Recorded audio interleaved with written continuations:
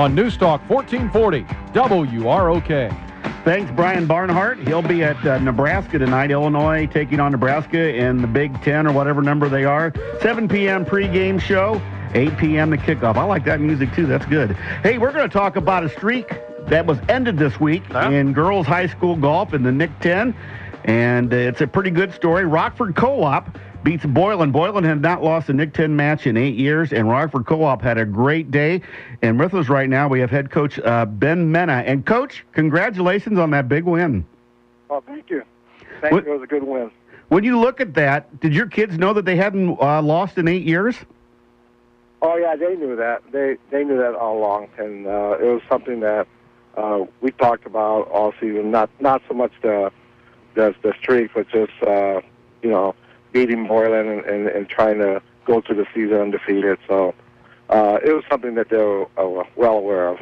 You know, when you're able to do something like that and beat a team that hasn't lost in so long, how does that speak to the strength and the depth of your program? Well, it says a lot. You know, we got girls that that really worked hard at their game, and they were able to put it all together. You know, we haven't been putting up good scores at the beginning of the season, but now we're starting to swing the club well and starting to score very well. So it's starting to come together. The girls are starting to play very well, and the scores are dropping, so that's good. You know, when I saw the score, I would have thought it was a boys' score. I mean, usually I can tell the difference between a girls' golf score and the boys' golf score. And also, Madison Peterson, I think she had a 31 in that round of play. That doesn't hurt at all either, does it?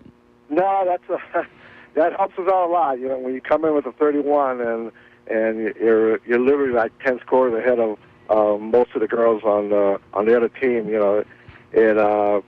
it kind of fires everybody up. And, of course, the other girls didn't know that she was shooting a 31 at the time, but, so they were all playing their own game. But, at the end, when we all look at our scores, and not only Madison, but some of the other girls, they shot some of the best scores of the year. And so it was pretty exciting. They now know what they can do and what they're capable of.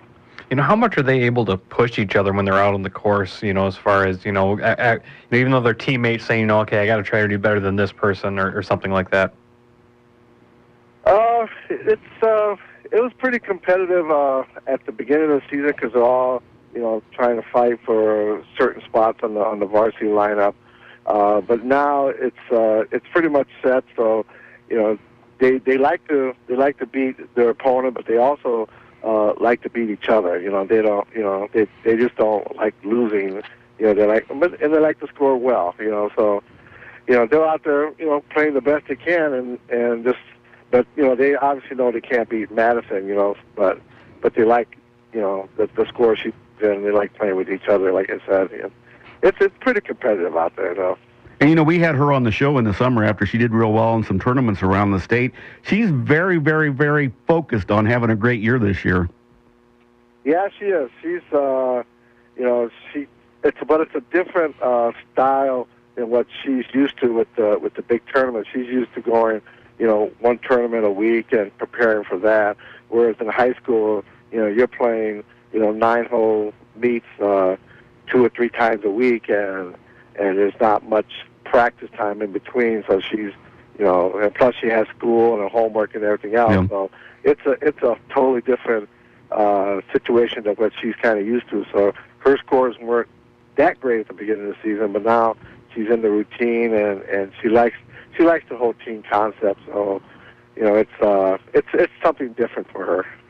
When you look at the co-op situation, in the past you're trying to find up to 24 golfers to fill out varsity for all 4 of the schools. How nice has it been to kind of consolidate that? Because you're trying to really build that program back up. So how nice has it been to maybe consolidate it and get a little bit more excitement for those programs? Yeah, it's tough. 2 years ago we only had one girl on the team from Auburn. Now she's a senior, Kaylin.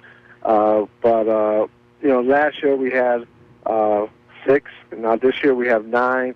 But it's tough to get the girls from the schools to to play. You know, and it's not so much the economics. It's you know, a lot of girls are not thrilled with you know, playing with other schools and not friends with other people. You know, and things like that. So you know, it's kind of tough getting these, you know, getting a full team out, you know. So we got 9 girls out this year. Maybe next year we might get 12. I don't know. But it's slowly, you know, coming around. Well, thanks so much, Coach. Congratulations on that big win over Boylan, and good luck the rest of the year. And maybe we'll hear some things happening down in state for the Rockford Co-op girls golf team. Well, we hope so. You know, that's what we're shooting for. But we're taking it one step at a time. We got conference next week, so we'll see how that goes. Thank you. We've been talking to Ben Mena, the Rockford Co-op girls golf coach.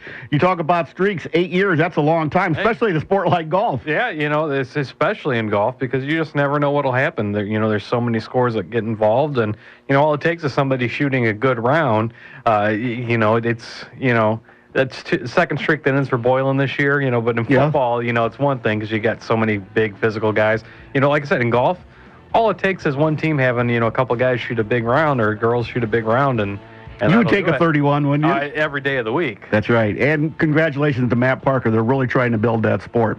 That's going to wrap it up for the State Line Sports Hour. For producer Tom Werner and my co-host Matt Nestor, congratulations, Damian Wayne. Damian Wayne. And he's doing good, sleeping all night? Well, not all night, but we're getting there. I was going to ask anyway. Congratulations to you and Kate. He's named after what? Robin, son of Batman. Son of Batman. I love that stuff. We'll see you next week on the State Line Sports Hour. Goodbye, everybody.